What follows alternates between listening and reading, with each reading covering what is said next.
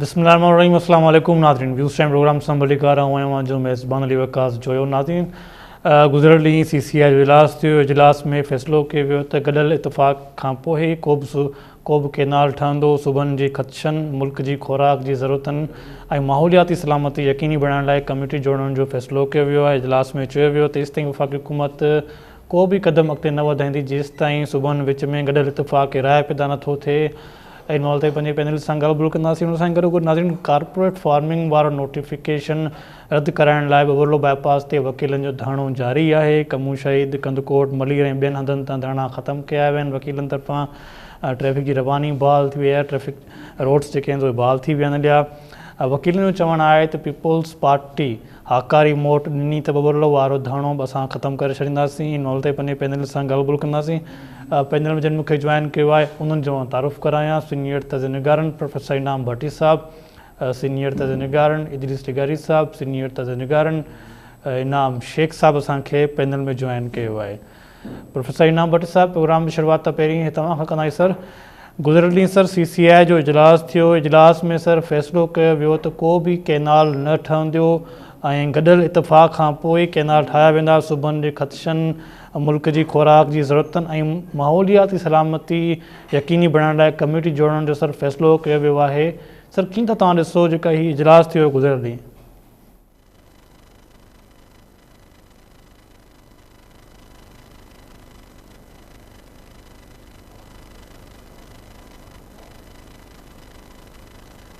इनाम भट्टी साहब, तव्हांजो sir mic unmute आहे।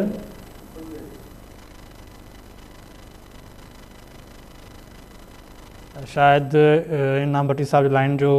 टेक्निकल इशू आहे। अच्छा, इदरीस टिगारी साहब, तव्हांखे आवाज़ अचे पियो? सर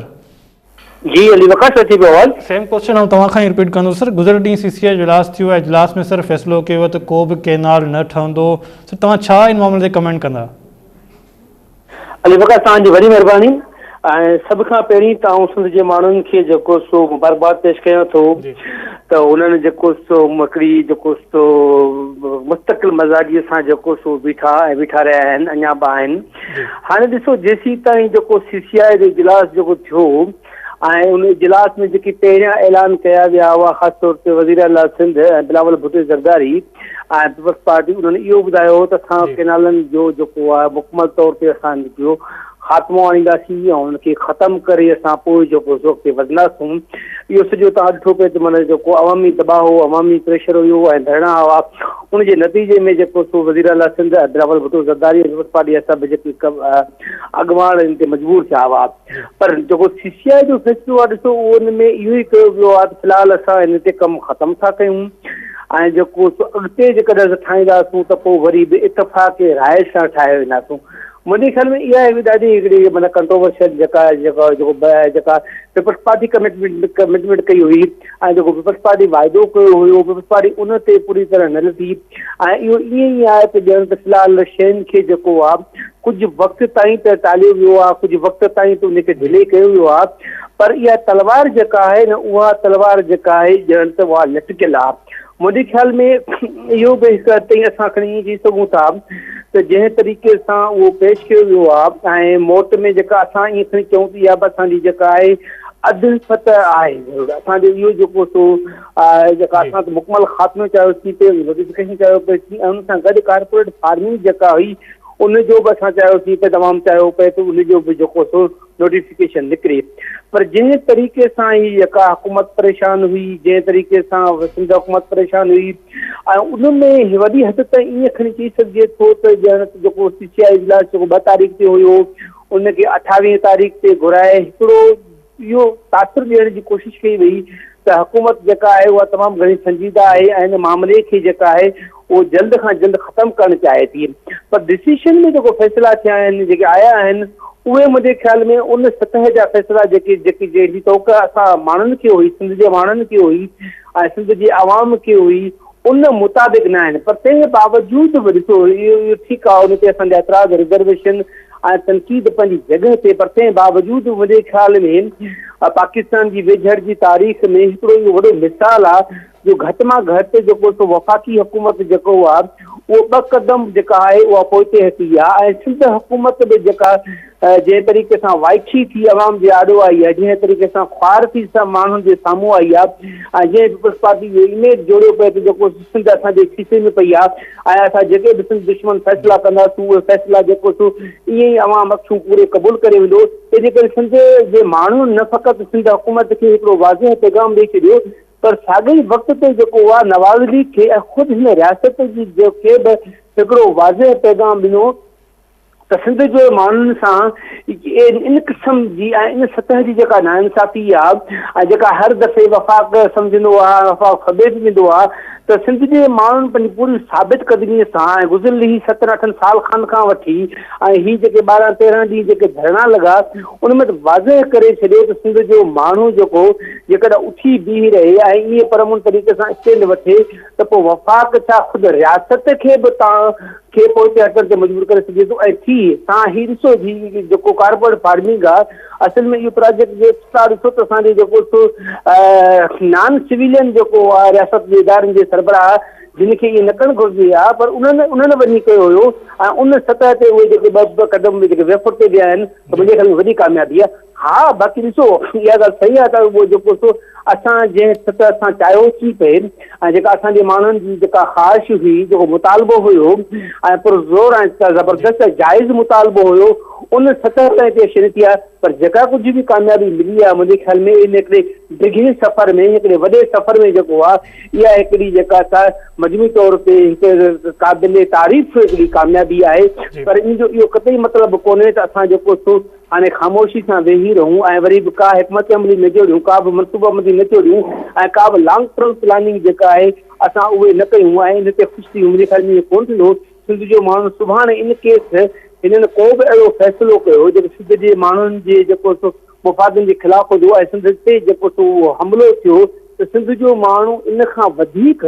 हिन बारे ते केतिरियूं शयूं जेके छॾिजी चुकियूं आहिनि। पर जेकॾहिं इहो महीने, सवा साल, 6 महीने खां पोइ बि का अहिड़ी शइ थी, मुंहिंजे ख़्याल में सिंध जो माण्हू उन खां बि जेका ही जेका मज़ामत थी आहे इन खां बि वधीक वॾी जेका ॿीं ते टीं ते ज़रूरत सां जेको उनखे जवाबु ॾींदो। ऐं मुंहिंजे ख़्याल में हीअ असांजी कामयाबी खे नंढड़ी कामयाबी सही पर उनखे ज़रूरु सेलिब्रेट करणु घुरिजे। ऐं वकील दोस्तनि ऐं सिंध जे सभिनी माण्हुनि खे मुंहिंजे ख़्याल में हिकु हद ताईं जेके मुबारकूं घुरिजनि। ठीकु आहे दिलसगारी साहिबु, इनाम भट्टी साहिबु तव्हां सां छा कमेंट्स कंदा? दिलसगारी साहिबु तव्हां ॻाल्हि ॿुधी सर उन्हनि त मुबारकबाद ॾिनी आहे सिंधी आवाम खे। सर तव्हां छा कमेंट्स कंदा? गुज़िरियल CCI इजलास थियो, इजलास में फ़ैसिलो कयो वियो त को बि कैनाल न ठहंदो, सर इन तव्हांजो ओपिनियन छा आहे? महिरबानी अली वकास, मुंहिंजे ख़्याल में पीपुल्स पार्टी ऐं नून लीग ॿई वाइखा थी चुका आहिनि।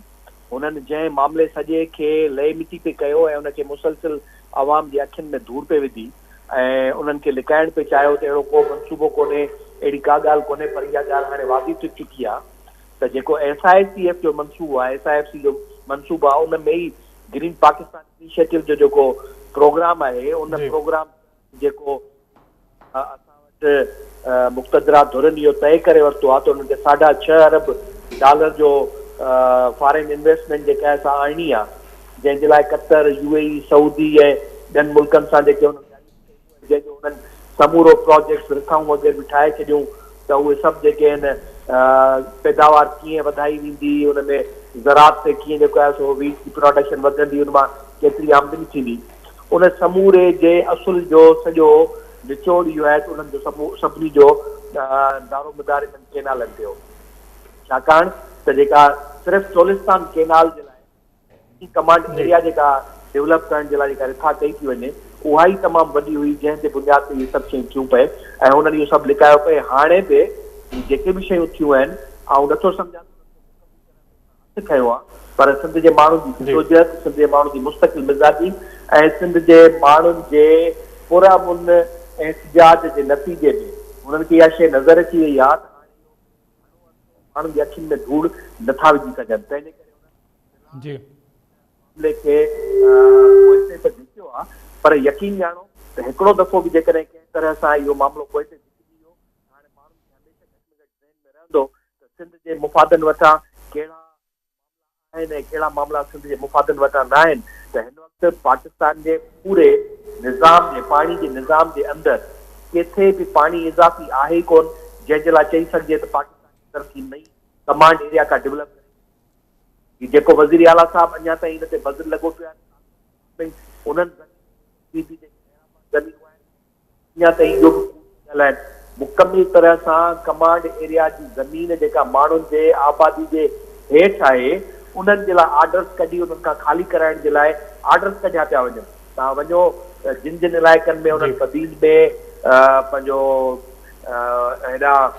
अमरकोट जे पासे ॾे हिन पासे जोही जे पासे ॾे नएगाज जे पासे ॾे जिते जिते हिन क़िस्म जूं ज़मीनूं हुननि अलाट करणु शुरू कयूं उते ज़मीनुनि जो पुछा कराईंदो त उते त माण्हुनि जे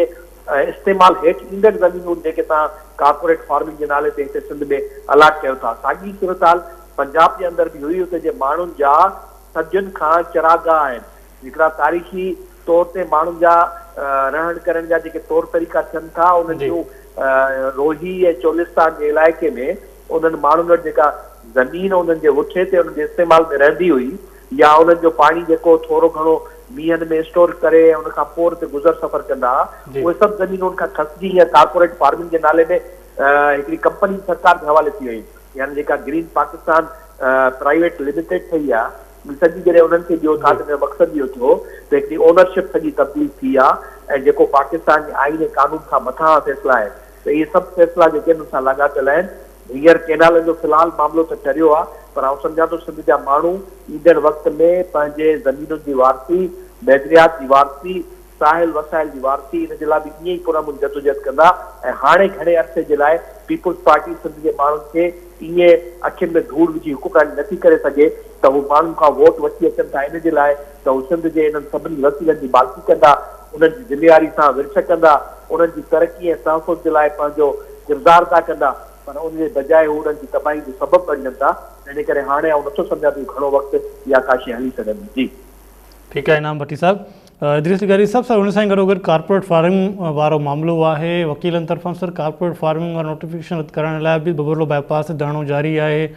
ॿियनि हंधनि तां कमू शहीद कदकोट मढ़ी ऐं ॿियनि हंधनि तां धरणा सर ख़तमु कया विया आहिनि ट्रैफ़िक जी रवानी सर बहाल थी वई वकीलनि सर चवणु आहे जेसि ताईं पीपल्स पार्टी तरफ़ां असांखे हाकारी मोट ॾिनी वई त पोइ असां बबरलो वारो धरणो बि ख़तमु कंदासीं। सर ॿिए तरफ़ पीपल्स पार्टी ऐं वकीलनि विच में हिन वक़्तु ज़रूरत इहो मालूम थी वियो आहे त ॻाल्हियूं हलंदड़ आहिनि वफ़द पहुतल आहे पीपल्स पार्टी जो हुते सर तव्हां छा इन मामले ते कमेंट कंदा? अली वक़्त मुंहिंजे ख़्याल में कारपोरेट फार्मिंग जेका आहे न असल में सॼी जड़ जेका आहे हिन सॼे बहिरान जी या सॼे मामले जी उहा ई कारपोरेट फार्मिंग आहे। हाणे जेसीं ताईं कारपोरेट फार्मिंग खे जेको आहे उहो मुकमल तौर ते ख़तमु नथो कयो वञे ऐं जंहिं तरीक़े सां उनखे जेको सो ॿियनि मुल्कनि खे उनमें शामिलु कयो थो वञे ऐं उनजी जेका जंहिं तरीक़े सां जेका पब्लिसिटी कई थी वञे ऐं SIFC जो ख़ासि अहम कंपोनेंट आहे कारपोरेट फार्मिंग त मुंहिंजे ख़्याल में उहा कारपोरेट फार्मिंग जेका आहे असां लाइ त वॾी आहे जेको असांजे लाइ त वॾी नुक़सानकार आहे असांजी सोच तव्हांजी हींअर बि असांजी 54,000 एकड़ ज़मीन ते जेका असां उहा त ॾिनी वई आहे निगरान हुकूमत में ऐं उनखां पोइ उमरकोट मीरपुर ख़ासि उनखां पोइ खैरपुर नारा हेॾनि इलाइक़नि मां बि ठठो वधीक उन मां केतिरा सर्वे थिया आहिनि जेका ज़मीन उन ॾिस जेका असां वफ़ाक़ हवाले कई थी वञे या वफ़ाक़ी इदारनि हवाले कई थी वञे सो इन जो ख़ात्मो ज़रूरी आहे ऐं ज़ाहिर आहे सिंध जो माण्हू जेको आहे इन मामले ते बि हिन वक़्तु बि ख़ामोश न आहे ऐं अॻु में बि ख़ामोश न रहियो आहे ऐं सुभाणे बि जेको आहे उहो बि ख़ामोश न रहंदो ऐं हिन जो मुकमल ख़ात्मो उहो जेको चाहे पोइ उहो सकून सां वेंदो। हाणे जेसीं ताईं ॾिसो कारपोरेट फार्मिंग जी तो वज़ीर आला साहिब स्पीच ताईं जेको सो कल्ह बि ॻाल्हि कई आहे अॻु में बि ॻाल्हि कंदा रहिया ख़ुदि बिलावल भुट्टो ज़रदारी बि इहा ॻाल्हि कंदो रहियो आहे त असां ख़ुदि कारपोरेट फार्मिंग जा जेके आहिनि असां वॾा हिमायती आहियूं। ॾिसो कारपोरेट फार्मिंग का ख़राबु शइ न आहे ऐं उहा कंहिंजे हथां थिए पई उन कारपोरेट फार्मिंग में जेकॾहिं असांजो नंढो आबादगार बेदख़ल थी वञे असांजो हारी बेदख़ल थी वञे असांजो जेको मज़दूर बेदख़ल थी वञे असांजो जेको रेड़ी वारो बेदख़ल थी वञे ऐं असांजो जेको सो मक़ामी जेको सो पोरियत जेको आहे उहो बेदख़ल थी वञे ऐं उते ई जेके सो हिकिड़ियूं बाक़ाइदा जीअं असां वटि तेल गैस ऐं कोई ॿिया ज़ख़ीरा निकिता हुआ ऐं मक़ामी माण्हू जेको इहो लातालुक बणिजी वियो हुयो उन जो तालुक बि न हुयो जेकर इहा सिंध जो माण्हू उन कारपोरेट फार्मिंग जे ख़िलाफ़ु आहे जंहिंमें असांजी जेका तॾावेड़ थिए जेका असांजी ज़मीनूं असां ॾिसूं वेठा ऐं असां जेको सो बेघर थी वञूं ऐं असां जेको सो उन सॼी जेका पासे में जेका आबादी थिए ऐं जेको हिकिड़ो फसल लहे ऐं उन फसल जो असांखे को बि जेको सो फ़ाइदो न थिए ऐं असांजी ज़मीन खे जेको आहे पाणी जी लप मिले थी उहा बि कारपोरेट फार्मिंग जे अचण सां असांखे उहा लप पाणी जी बि न मिले त पोइ इन कारपोरेट फार्मिंग जी केरु हिमायत कंदो? कहिड़ो सिंध जो माण्हू जेको आहे या ख़ुदि कहिड़ो जेको सराइकी वसे बि जेको माण्हू आहे उहो इन कारपोरेट फार्मिंग जी जेका आहे उहा हिमायत कंदो, उहो चाहींदो त इहा कारपोरेट फार्मिंग जी मुंहिंजे ख़्याल में इहा कारपोरेट फार्मिंग जे नाले में हिकिड़े क़िस्म जो ॼण धाड़ो आहे, असांजी ज़मीनुनि ते धाड़ो आहे, असांजे वसीलनि ते धाड़ो आहे, असांजे पाणी ते धाड़ो आहे ऐं जेका लप पाणी जी असांखे मिले थी सुभाणे कारपोरेट फार्मिंग अची वई सभ खां पहिरीं त पाणी हिननि खे मिलंदो जी। ख़ुदि असांजे जेको सो मक़ामी इलाइक़े जो ऐं ज़मीननि जो जेको पूरी तरीक़े सां नक्शो बदिलजी वेंदो ऐं उहा सॼी शइ जेको पूरो ढांचो ॿियो थींदो, तंहिंजे करे मुंहिंजे ख़्याल में सिंध जो माण्हू इन क़िस्म जी कारपोरेट फार्मिंग जे ख़िलाफ़ु आहे ऐं ख़िलाफ़ु रहंदो ऐं हिकिड़ी वॾी तहरीक जेका आहे सुभाणे इन सूरत में उभरंदी। तंहिंजे करे वज़ीर आला साहिब खे इहे सभु बयान ऐं इहे जेके तमामु घणा जज़्बाती बयान जेके ॾियनि था ख़ुदि ॾिसनि त कल्ह जेको सो तव्हां ऐलान पे कया त असां केनाल ख़तमु करे मोटींदासूं, तव्हां ॿुधायो CCI में कहिड़ा फ़ैसिला करे आया आहियो? तंहिंजे करे पीपल्स पार्टीअ ते जेकॾहिं को माण्हू एतबार करे थो ऐं को बि हुकुमरान हुजे उन जे चवण ते को एतबार करे थो त मुंहिंजे ख़्याल में उहो एतबार जेको आहे पंहिंजे पाण खे धोखे ॾियण जे बराबरि आहे। पीपल्स पार्टी हींअर सभु वाइदा कंदी, हर वाइदो वचन कंदी, उन लाइ कंदी छाकाणि त हू चाहींदी कि जेको बबरलो जेको बाईपास ते धरणो लॻल आहे सभ खां पहिरीं उहो धरणो ख़तमु थिए ऐं पोइ धरणे ख़तमु थियण खां पोइ जेको आहे माण्हू जॾहिं वापसि वञनि त पोइ पीपल्स पार्टी जेके मथे वाइदा करे आई आहे धरनि सां ऐं ॿियनि सां करे आई आहे त उहे ज़रूरु उहे इम्प्लीमेंट कंदी। तंहिंजे करे सिंध जो माण्हू न ई माज़ी पीपल्स पार्टी जे कंहिं बि वाइदे ऐं ऐलान ते एतबार कयो आहे, न ई हिन वक़्तु कंदो, न ई मुस्तक़बिल कंदो। तंहिंजे करे ई हिकिड़े क़िस्म जी कोई ॼण त यकीन ॾियारण जी पूरी कोशिशि कई वेंदी त असां कारपोरेट फार्मिंग जे लाइ नोटिफिकेशन तव्हां वॾे फ़ख्र सां चओ पिया त असां कारपोरेट फार्मिंग जा वॾे खां वॾा हिमायत आहिनि ऐं बिलावल भुट्टो ज़रदारी साहिबु चए थो मूंखे मोकिलियो ॾियो त मां पाऊं त 50 सालनि जो जेको आहे तव्हांखे पूरो प्रोजेक्ट ऐं प्रपोज़ल सॼो ठाहे ॾियां। सो मुंहिंजे ख़्याल में इहे सभु पीपल्स पार्टी जी जेके आहिनि ॻाल्हियूं आहिनि ऐं अंदरूनी तौर ते मुकमल तौर ते जेका आहे उन सां जेको सो ख़ुदि वफ़ाक़ी हुकूमत सां ऐं रियासत इदारनि सां जेको सो मिलियल आहे ऐं उहा चाहे थी कारपोरेट फार्मिंग थिए पर सिंध जो माण्हू इन क़िस्म जी कारपोरेट फार्मिंग खे न फ़क़ति अॼु नथो करे पर माज़ी में रद्द करे चुको आहे ऐं सुभाणे बि रद्द कंदो ऐं सुभाणे उनजे ख़िलाफ़ु हिकिड़ी वॾी तहरीक हलाईंदी। ठीकु आहे इदरीस लिगारी साहब, इनाम भट्ट साहब तव्हां सां ॻाल्हि ॿुधी इदरीस लिगारी साहब, सर तव्हां छा कमेंट्स कंदा कारपोरेटिंग फार्मिंग वारे मामले ते? सर रोल बैक थियणो नोटिफिकेशन पर इहो बि वकीलनि जो मुतालबो पूरो अञा ताईं न आहे थी सघियो, जंहिं सबबु सर हू बबरलो बाईपास ते उन्हनि जो धरणो जारी आहे। उन्हनि जो चवणु आहे त पीपल्स पार्टी हाकारी मोट ॾिनी त पोइ असां बबरलो वारो धरणो बि ख़तमु कंदासीं। फिर तव्हां छा कमेंट्स कंदा, छा कारपोरेट फार्मिंग वारो बि नोटिफिकेशन वापसि थी सघे थो? वापसि थियण जे लाइ घणो कुझु वापसि थी सघे थो जेकॾहिं नई जदोजहद जो ओड़ो ई मोमेंटम रहियो, पर हींअर मूंखे नथो लॻे त उहो करे सघंदा ओतिरो कंहिं आसिरे ते उमीद ते हू शायदि धरणो ख़तमु कनि। पर हिकिड़ी शइ ज़हन में रखणु घुरिजे त पाकिस्तान जे हुकुमराननि खे इहा ॻाल्हि सम्झणु खपे त अॼु जी जदीद दुनिया में कारपोरेट फार्मिंग फेल थी चुकी आहे सॼी दुनिया में।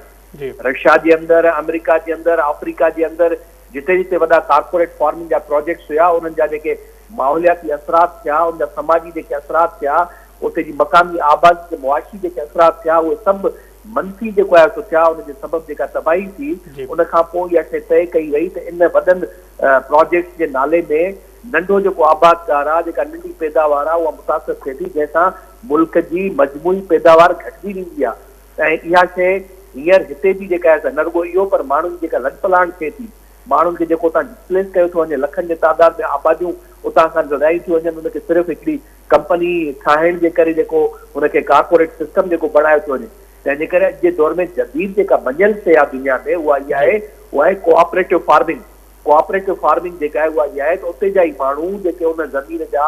उते रहाकू आहिनि, जेके उते सदियुनि खां आबाद उते जे माहौल खां वाक़ुफ़ आहिनि, उते जे सिस्टम खां वाक़ुफ़ आहिनि, उन्हनि खे उनजो मालिक बणाए, उन्हनि खे पाण में गॾाए ऐं वॾा वॾा जेको आहे सो उन्हनि खे इदारा ठाहे ऐं गॾिजी करे हलाईंदा वञनि, जंहिंमें लाइव स्टॉक जो बि कोऑपरेटिव सिस्टम थी सघे थो, एग्रीकल्चर जो बि कोऑपरेटिव सिस्टम थी सघे थो। इहे सभु शयूं बहितर थी सघनि थियूं, पर हिते ख़बर न आहे त छो कंहिं हिकिड़ी धुर खे इहा ज़रूरत आहे त उन्हनि खे सॼो नाणो सॼी मुल्क जी मुल्कियत सॼा मुल्क जा वसीला उन्हनि जे हथ में अची वञनि, जंहिंजे करे इहे सभु कोशिशूं थियनि पियूं। हिते ख़ुदि पंजाब जे अंदरि आरिफ वाला में जेका प्राइवेट कोऑपरेटिव फार्मिंग जे लाइ लैंड एक्विजिशन लाइ रेजिस्टेंस थी आहे, उहा रिपोर्ट थींदी रही आहे। ऐं हिते हीअं सिंध में जेकॾहिं थींदी त अमरकोट खां वठी बदीन में जिते किथे जेके बि उहे माण्हू लॾपलाण कंदा उन्हनि जी रेजिस्टेंस थींदी तमामु घणी। वज़ीर आला साहिबु जेकॾहिं चए थो त उहा ज़मीन गैराबाद आहे, त कंहिं बि तरह सां गैराबाद ज़मीन कंहिं न कंहिं जे हथ वस ज़रूरु हूंदी आहे। उहा आबादी जे लाइक़ु तॾहिं थींदी आहे जॾहिं मिसाल खर जूं ज़मीनूं आहिनि, मींहं मुथे ते आबाद थींदियूं आहिनि, तव्हां हुनखे गैराबाद नथा चई सघो। उहा कंहिं न कंहिं माण्हू जे इस्तेमालु हेठि रहे थी। पहिरियों मालिकी जो हक़ उन्हनि खे ॾियो, उन्हनि जे हवाले कयो, उनखां पोइ तव्हां जेको आहे सिस्टम ठाहियो। त हिते जेको आहे मां सम्झां थो त सिंध जे अंदरि बि जेका ज़मीन ॾिनी वई आहे उहा सिंध हुकूमत खे कंहिं न कंहिं तरह सां वापसि करणी पवंदी। जेकॾहिं न कंदा त सिंध जो माण्हू इन मामले ते वधीक अञा वरी जेको आहे पेश न ईंदो ऐं वधीक जेको आहे मामला अॻिते ख़राब थी सघनि था। जी ठीकु आहे इनाम भट्टी साहिबु, इनाम शेख साहिब सां जॉइन कयो आहे। इनाम शेख साहिबु सर पंहिंजे तव्हां सां हिते कमेंट्स पंहिंजो कजो त सर गुज़िरियल ॾींहुं CCI जो इजलास थियो जंहिंमें सर फ़ैसिलो कयो वियो त कैनाल न ठहंदा, तव्हांजो सर छा हिन ते ओपिनियन आहे? ॾिसो, ही जेको पंजाब ऐं सिंध जे विच में कॉन्फ्लिक्ट आहे पाणीअ जे मामले ते, इहो को सवा सदीअ जी पुराणी तारीख़ रखे थो ऐं उन सवा सदीअ में तक़रीबन सभु जो सभु सिंध खे शिकायतूं आहिनि पंजाब जे रवैये खां। ऐं उहो न सिर्फ़ु पाकिस्तान खां जे क़याम खां पोइ बल्कि उन खां पहिरीं जॾहिं अंग्रेज़ एडमिनिस्ट्रेटर सिंध जा हुया उन्हनि बि इन शइ ॾे काफ़ी दफ़ा ध्यानु छिकायो हो। ऐं उन खां पोइ मुसलसिल वेंदे CJ लिंक कैनाल ठहियो। हिकिड़ो जेको सॼी स्टोरी मां सम्झां थो पाकिस्तान जे सिंध जे हर माण्हू खे ख़बर आहे, पर छो जो पाणीअ जी उन महिल एतिरी खोट न हुई ऐं मौसमी तब्दीलियूं बि एॾियूं शदीद न हुयूं ऐं एग्रीकल्चर में बि एतिरी जिदत न आई ही जो ज़मीनूं वधीक आबाद थियनि पंजाब या थोड़ी सिंध में ॿिन्ही में। थैंक यू सो मच इनाम शेख साहब, थैंक यू सो मच इनाम भट्टी साहब, थैंक यू इदरीस टिकारी साहब, तव्हांजी वॾी महिरबानी। नाज़रीन तव्हां असांजे पैनलिस्ट जी ॻाल्हि ॿुधी ईंदड़ प्रोग्राम ताईं इजाज़त ॾींदा। अल्लाह।